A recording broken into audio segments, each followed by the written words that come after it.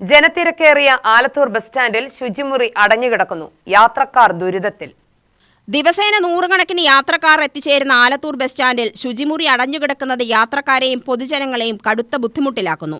സ്ത്രീകളും വയോധികരും കുട്ടികളും ഉൾപ്പെടെയുള്ള യാത്രക്കാരാണ് അടിസ്ഥാന സൗകര്യങ്ങളുടെ അഭാവത്തിൽ ഏറെ ദുരിതം അനുഭവിക്കുന്നത്.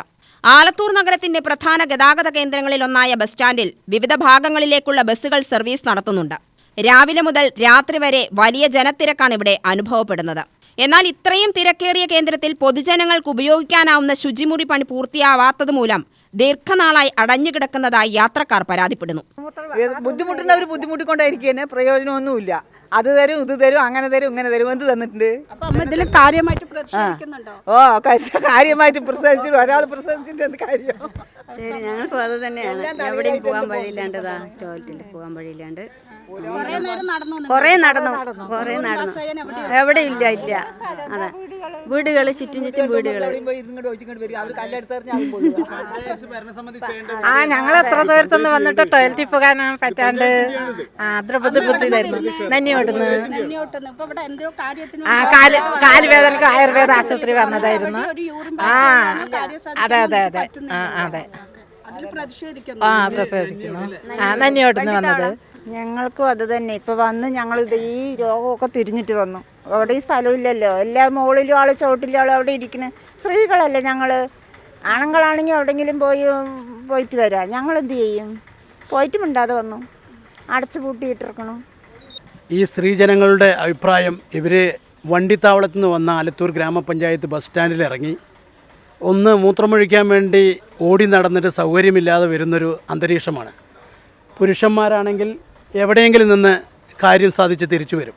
ഈ സ്ത്രീജനങ്ങൾക്ക് വളരെയേറെ ബുദ്ധിമുട്ട്. ആലത്തൂർ ഗ്രാമപഞ്ചായത്തിന് ഭരിക്കാൻ പറ്റാത്തൊരു പഞ്ചായത്താണത്. കണ്ടാലും അറിയില്ല, കൊണ്ടാലും അറിയാത്തൊരു പഞ്ചായത്തായി മാറിയിരിക്കുന്നു. അതിൽ പ്രതിഷേധിച്ചുകൊണ്ടാണ് ഞങ്ങൾ ഈ പ്രതിഷേധം. ആയുർവേദ ഹോസ്പിറ്റലിൻ്റെ ഇപ്പോൾ തന്നെ കാണാം. ആയുർവേദ ഹോസ്പിറ്റലിൻ്റെ ഫ്രണ്ടിൽ 50ഓളം സ്ത്രീകളുണ്ട്. അവർക്കൊന്ന് കാര്യം സാധിക്കണമെങ്കിൽ ഒരു ഗതിയില്ലാത്ത അന്തരീക്ഷത്തിലാണ്. പഞ്ചായത്ത് പ്രസിഡൻറ്റിൻ്റെ അടുത്ത് പറഞ്ഞാൽ പറയും, വൈസ് പ്രസിഡൻറ്റിൻ്റെ അടുത്ത് പറയും. വൈസ് പ്രസിഡൻറ്റിൻ്റെ അടുത്ത് പറഞ്ഞാൽ പറയും, 2ാം വാർഡ് മെമ്പറാണ് എല്ലാം തീരുമാനിക്കുന്നത്, അവരോട് പറയും. അങ്ങനെ പഞ്ചായത്ത് ഭരണസമിതിയിൽ പോലും ഒരു നിയന്ത്രണമില്ലാതെ, അല്ലെങ്കിൽ പാർട്ടിയുടെ അധീനതയിലല്ലാതെ പ്രസിഡൻറ്റിനോ വൈസ് പ്രസിഡൻറ്റിനോ സ്റ്റാൻഡിംഗ് കമ്മിറ്റി ചെയർമാൻമാർക്കോ ഒരു അധികാരവുമില്ലാത്തൊരു ആലത്തൂർ ഗ്രാമപഞ്ചായത്തായി മാറിയിരിക്കുന്നു. ഇതിനു മുൻപുള്ള പഞ്ചായത്ത് ഭരണം ഇതേവരെയൊന്ന് പാർട്ടി ഭരിക്കുന്നൊരു പഞ്ചായത്താണ്. ഇപ്പോഴും അതാണ് സ്ഥിതി. ഈ കമ്പറ്റേഷൻ ഉടൻ തുറന്ന് പ്രവർത്തിച്ചില്ലെങ്കിൽ ആലത്തൂർ മണ്ഡലം കോൺഗ്രസ് കമ്മിറ്റിയുടെയും INTC ജില്ലാ കമ്മിറ്റിയുടെയും എല്ലാം നേതൃത്വത്തിൽ വൻ ശക്തമായ സമരപരിപാടിയുമായി മുന്നോട്ട് പോകും എന്ന് മാത്രം പറഞ്ഞുകൊണ്ട് നിർത്തുന്നു. നമസ്കാരം. യാത്രക്കാർക്ക് അടിസ്ഥാന സൗകര്യങ്ങൾ ഉറപ്പാക്കേണ്ട സ്ഥലത്ത് ശുചിമുറി പ്രവർത്തനരഹിതമായി തുടരുന്നത് അധികൃതരുടെ അനാസ്ഥയാണെന്നും നാട്ടുകാർ ആരോപിക്കുന്നു. ബസ് സ്റ്റാൻഡിന്റെ ശുചിത്വവും അടിസ്ഥാന സൗകര്യങ്ങളും മെച്ചപ്പെടുത്തണമെന്ന ആവശ്യം നേരത്തെയും ഉയർന്നിരുന്നുവെങ്കിലും കാര്യമായ നടപടികളൊന്നും ഉണ്ടായിട്ടില്ലെന്നതാണ് യാത്രക്കാരുടെ പരാതി.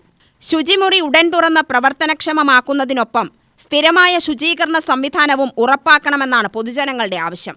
ജനങ്ങളുടെ നിത്യജീവിതവുമായി ബന്ധപ്പെട്ട ഇത്തരം അടിസ്ഥാന പ്രശ്നങ്ങളിൽ തദ്ദേശ സ്ഥാപനങ്ങളും ബന്ധപ്പെട്ട വകുപ്പുകളും അടിയന്തര ഇടപെടൽ നടത്തണമെന്നാണ് യാത്രക്കാരും നാട്ടുകാരും ആവശ്യപ്പെടുന്നത്. UTV news, Palakkad.